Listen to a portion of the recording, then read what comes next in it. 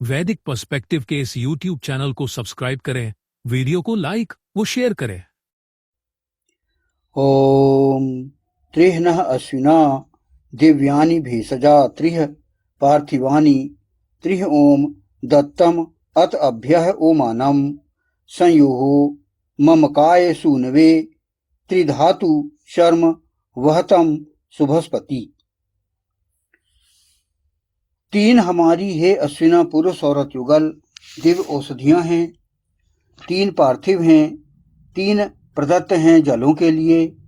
ओम को जानने वाले को दो समन करने वाले हों, मेरे शिशु पुत्र के लिए तीन धारण करने वाले सुरक्षा कवच का वहन करो शुभ के स्वामी। यह जो मंत्र लिया गया यह ऋग्वेद के प्रथम मंडल के 34वें सूक्त का 6वां मंत्र है। फिर कचनार, इसे गांठों और ट्यूमर के उपचार में एक दिव्य औषधि माना जाता है, तो ये औषधियां हैं। फिर है भांग, जो कि उचित मात्रा में उपयोग किए जाने पर इसे भी आयुर्वेद में दिव्य औषधि की श्रेणी में रखा गया है, जो उचित मात्रा में लेना आवश्यक है। अब क्या है कि इसमें कई औषधियों का महत्व भी है, जो ऐतिहासिक महत्व है। रस रत्न समुच्चय जैसे प्राचीन ग्रंथों में 64 दिव्य औषधियों का वर्णन है, जैसे सोमवल्ली, ज्योतिष्मती आदि, जो विशेष रूप से कायाकल्प के और योग साधना में आने वाली बाधाओं को दूर करने के लिए उपयोग की जाती है। तो आधुनिक संदर्भ में हम देखें कि वर्तमान में दिव्य नाम से कई आयुर्वेदिक उत्पाद उपलब्ध हैं, जो प्राचीन ज्ञान को आधुनिक रूप में प्रस्तुत करते हैं। दिव्य औषधि के नाम से कई प्रकार के उत्पाद जो है हमारे आजकल पाए जाते हैं। तो जो दिव्य औषधियां होती हैं वो हमारे शरीर को बहुत लाभ पहुंचाती है।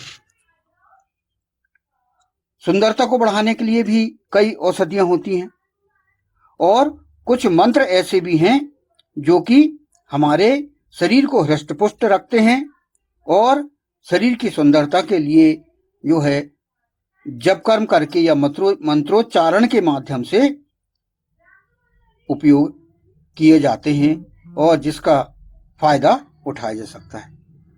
तो आज हमारे जीवन में जो स्वस्थ रहने के लिए जो औषधियों का उपयोग किया जाता है वह यही ऋग्वेद और इसका जो उपवेद है आयुर्वेद, इससे ही जानकारी हमें मिलती है, जो कि बहुत ही व्यक्ति को फायदा पहुंचाती है।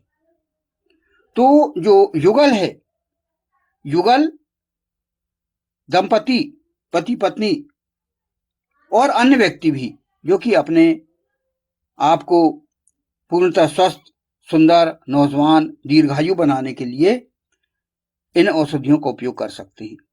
और ईश्वर ने यहाँ पर जो प्रथम जो प्राथमिकता दिया है वह ईश्वर की 3 आधार स्तंभ और 3 आचरण स्तंभ को उन्होंने महत्व दिया है, और ईश्वर परम परमात्मा ने। तो इसका हम मानसिक रूप से, आध्यात्मिक रूप से और भौतिक रूप से दिव्य औषधियों का लाभ हम उठा सकते हैं। इस मंत्र का 2-3 फुटनोट हम लें अपन, जो कि दूसरे फुटनोट में कहा गया है,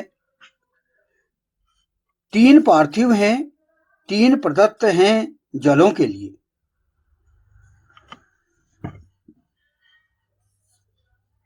त्रिः पार्थिवानि त्रि ओम दत्तम अत अभ्यः, ये मंत्रांश यहां पर लिया गया है। तो अब इसका हम समझें। इसकी व्याख्या जो है भाष्यकार ने किए हैं। त्रिसप्त अपने अनुयायी पुरुष औरत युगल को पृथ्वी का भरपूर उपयोग करने वाला बनाता है। वे पृथ्वी की संपदा का अपने जीवन में पूर्ण रूपेण उपयोग कर सक्षम बनाते हैं तथा उनका स्वभाव जल के समान शीतल और विनम्र बनाते हैं। तो अभी हम विस्तार से समझते हैं।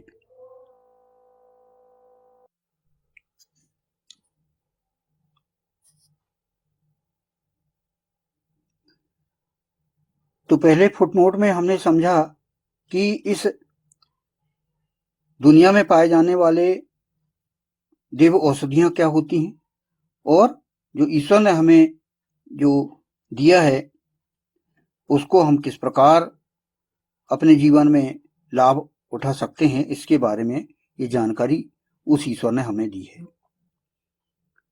दंपति युगल को जो यदि अपना जीवन को पूरी तरह से त्रिसप्त की व्यवस्था में तिरोहित करना चाहता है तो ईश्वर उसे पृथ्वी पर भी उपभोग करने की सामर्थ्य देता है कि पृथ्वी की जो संपदा है उसका भी वह उपयोग कर सकता है।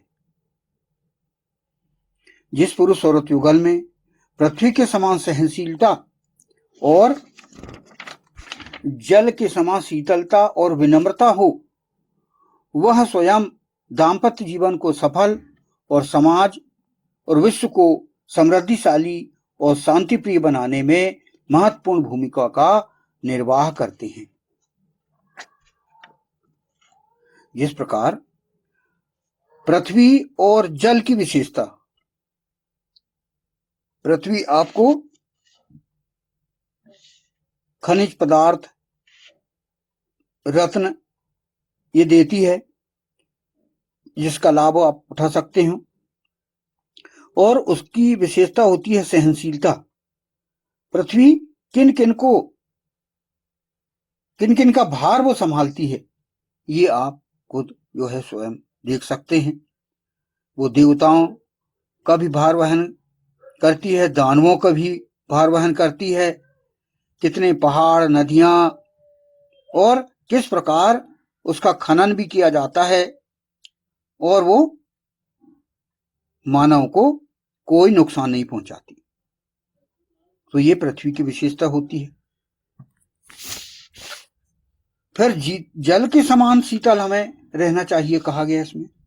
जल जिस प्रकार शीतल होता है उसी प्रकार पुरुष औरत जो पति पत्नी है वो शीतलता अपने मन में धारण करें, विनम्रता उनके स्वभाव में हो, तभी वो अपने दाम्पत्य जीवन को सफल बना सकते हैं, जिससे समाज को समृद्धिशाली और शांतिप्रिय बनाने में वे भूमिका निभा सकते हैं।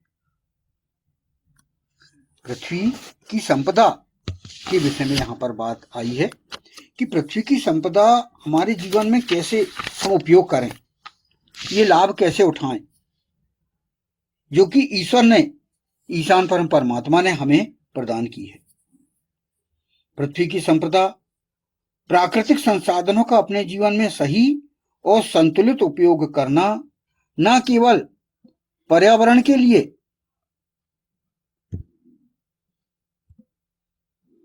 बल्कि हमारे शारीरिक और मानसिक स्वास्थ्य के लिए भी लाभकारी है।